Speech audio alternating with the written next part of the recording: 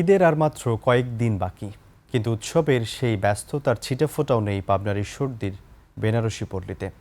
শতবর্ষের ঐতিহ্যবাহী এখানে তাঁত শিল্প যেন আজ অস্তিত্ব সংকটে।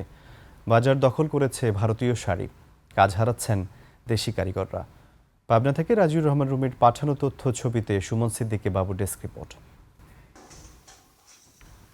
পাবনার ঈশ্বরদীর বেনারসি পল্লীর ইতিহাস শত বছরেরও বেশি পুরনো। ব্রিটিশ আমলে ভারত থেকে আসা বেনারসি কারিগররা এখানে বসতি গড়ে তোলেন। দক্ষ হাতে বেনারসি ও কাতান শাড়ি বুননের মাধ্যমে ধীরে ধীরে গড়ে তোলেন সমৃদ্ধ তাঁত শিল্পের জনপদ। একসময় এই পুরো এলাকা মুখর থাকতো তাঁতের খটখট শব্দে। কয়েক হাজার কারিগর আর শতাধিক কারখানায় দিনরাত চলত শাড়ি তৈরির কাজ। কিন্তু সময়ের ব্যবধানে সেই ঐতিহ্য এখন হারিয়ে যাওয়ার পথে। ঈদ সামনে হলেও পল্লীর তাঁতগুলোতে নেই আগের মতো কর্মচাঞ্চল্য। খুঁড়িয়ে খুঁড়িয়ে চলছে কিছু কারখানার কাজ, অধিকাংশই বন্ধ হয়ে গেছে।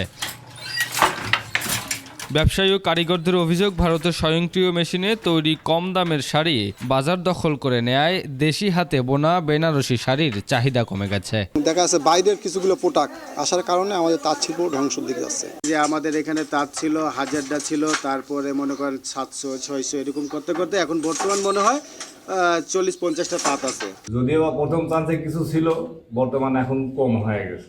কম মানে আর নাই, এই একটা চলতেছে। ইন্ডিয়ান শাড়ি ঢুকি না আমাদের এই বেনারসি শাড়ি মারে গেছে।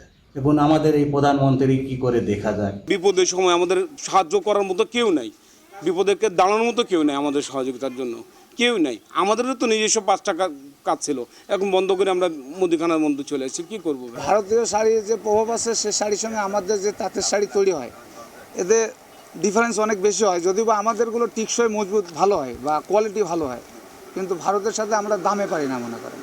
ব্যবসায়ীরা বলছেন, একসময় এই এলাকায় অসংখ্য কারখানা ও শ্রমিক ছিল, এখন হাতে গোনা কয়েকটি রয়েছে। সরকারি সহযোগিতা না পেলে হারিয়ে যাবে ঐতিহ্য। আমরা আজও তাঁত কিন্তু দেশ থেকে ধ্বংস হয়ে যাচ্ছে, তারপরেও আমরা এখনও ধরে রাখছি কিছু তাঁত আমাদের আছে, হ্যাঁ, কিন্তু তাঁতকে আমরা করতে পারতেছি না। শতবর্ষের ঐতিহ্যবাহী বেনারসি তাঁত শিল্পকে টিকিয়ে রাখার আধুনিক প্রযুক্তি, সরকারি পৃষ্ঠপোষকতা এবং বাজার সুরক্ষার দাবি জানিয়েছেন কারিগররা। সুমন সিদ্দিকী বাবু, 21 টেলিভিশন।